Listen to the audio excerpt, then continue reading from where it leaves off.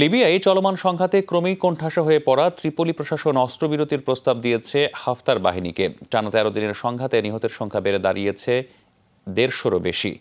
আশ্রয়হীন হয়েছেন প্রায় ১৮,০০০ মানুষ। বিদ্রোহীদের রাজনৈতিক সমঝোতার জন্য চাপ দিতে বিশ্ব সম্প্রদায়কে আহ্বান জানিয়েছে জাতিসংঘ। এদিকে অভ্যন্তরীণ রাজনৈতিক সংঘাতের মধ্যে বহির্বিশ্বের হস্তক্ষেপ পরিস্থিতি আরও জটিল করে তুলেছে কিনা সেই বিষয় নিয়ে উঠেছে প্রশ্ন। মাথার ওপর যুদ্ধের কালো ছায়া, অব্যাহত সহিংসতায় প্রাণহানি আর বাস্তুচ্যুত মানুষের সংখ্যা ক্রমেই বাড়ছে। অস্থিরতার সুযোগ নিতে তৎপর হয়ে উঠছে সন্ত্রাসীরা। বহুমুখী সংকটে লিবিয়ার জাতিসংঘ সমর্থিত সরকার তাই এখন কিছুটা নমনীয়। সহিংসতা বন্ধে বিদ্রোহী কমান্ডার খলিফা হাফতারকে অস্ত্রবিরতির প্রস্তাব দিয়েছে প্রশাসন।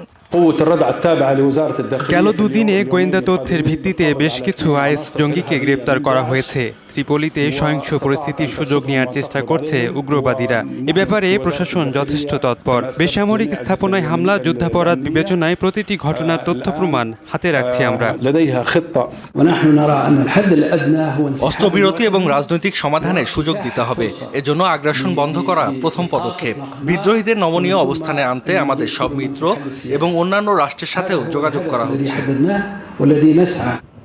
হাফতার বাহিনী ও সরকারি সেনাদের মধ্যে ৪ এপ্রিল থেকে চলতে থাকা লড়াইয়ে ভিটেমাটি ছাড়া হয়েছে ১৮,০০০ মানুষ। ত্রিপোলির এমন অবস্থায় আবারও বাড়তে পারে সাধারণ মানুষের ইউরোপে অনুপ্রবেশের চেষ্টা, শঙ্কা জাতিসংঘের। লিবিয়ার বর্তমান পরিস্থিতি নিয়ে আমরা উদ্বিগ্ন। ইউরোপে অভিবাসন প্রত্যাশীদের বেশিরভাগই লিবিয়া হয়ে আসেন। শরণার্থী সংকট নিরসনের কাজে গেল কমাসে যাও গতি এসেছে, ত্রিপোলিতে সংঘাতের ফলে সবটাই এখন অনিশ্চিত। উল্টো শরণার্থীদের সংখ্যা আরও বেড়ে যাওয়ায় ঝুঁকি তৈরি হয়েছে। এমন অবস্থায় লিবিয়ার সংঘাতরত পক্ষগুলোকে রাজনৈতিক সমঝোতায় আসতে সমন্বিত চাপ প্রয়োগের বিকল্প নেই। তেল সমৃদ্ধ লিবিয়ার পরিস্থিতি নিয়ে উত্তপ্ত আন্তর্জাতিক রাজনীতিও। প্রেসিডেন্ট মুয়াম্মার গাদ্দাফির পতনের পর থেকেই অস্থিতিশীল দেশটি। ৮ বছরের রাজনৈতিক অন্তর্কোন্দল আর যুক্তরাষ্ট্র ও পশ্চিমা বিশ্বের অব্যাহত হস্তক্ষেপে একক নিয়ন্ত্রণে নেই দেশটির শাসন ব্যবস্থা। জাতিসংঘ সমর্থিত সরকারের বিপরীতে যুক্তরাষ্ট্রের একসময়ের মদতপুষ্ট হাফতার বাহিনীর প্রতি সমর্থন রয়েছে মধ্যপ্রাচ্য, ইউরোপ আর রাশিয়ার।